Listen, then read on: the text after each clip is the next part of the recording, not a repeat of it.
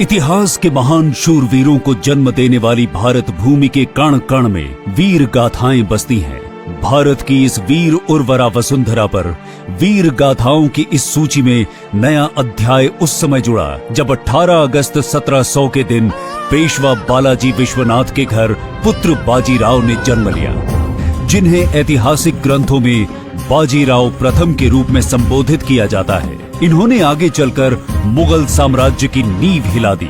छत्रपति शिवाजी के बाद मराठा शक्ति को पुनर्स्थापित करने और मराठा साम्राज्य को अखिल भारतीय शक्ति बनाने का श्रेय इसी महान योद्धा को जाता है। पिता की मृत्यु के बाद अप्रैल 1720 को जब छत्रपति शाहू जी ने बाजीराव को पेशवा नियुक्त किया, उस समय मराठा राज्य सीमित था एवं शक्ति संग्रह कर रहा था। वहीं पतन की ओर अग्रसर मुगल साम्राज्य ही उस समय देश के अधिकांश क्षेत्रों में प्रभावी था।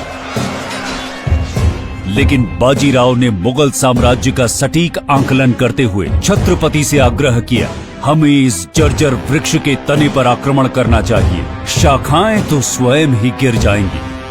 अपनी इस रणनीति के द्वारा पेशवा बाजीराव जब मराठा साम्राज्य को विस्तार दे रहे थे, उसी समय निजाम चिनकुलिच खान, जो मराठा साम्राज्य का सबसे बड़ा शत्रु बनकर उभर रहा था, उसे 28 फरवरी 1728 को महाराष्ट्र के पालखेड़ में एक भीषण युद्ध में हराकर उसकी आक्रामकता को विराम दिया।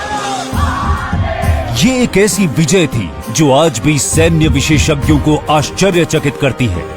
रणनीति के अनुसार लक्ष्य पर केंद्रित बाजीराव ने पहले मालवा फिर बुंदेलखंड में अपनी विजय पताका फहराई और मोहम्मद खान बंगश को परास्त कर महाराजा छत्रसाल को अभय प्रदान किया।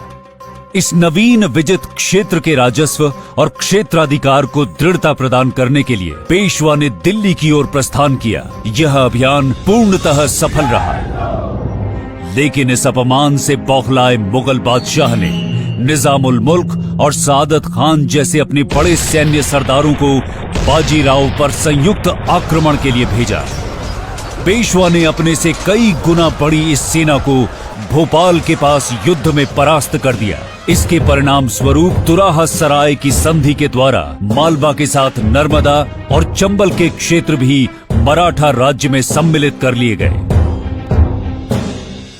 20 वर्षों के अथक परिश्रम के कारण पेशवा बाजीराव का स्वास्थ्य बिगड़ चुका था। सैन्य शिविर में भीषण ज्वर के प्रकोप के कारण 28 अप्रैल 1740 को मध्य प्रदेश के खरगोन जिले में नर्मदा तट पर स्थित ग्राम रावेर खेड़ी में उनकी यह पराक्रमी जीवन यात्रा संपन्न हुई।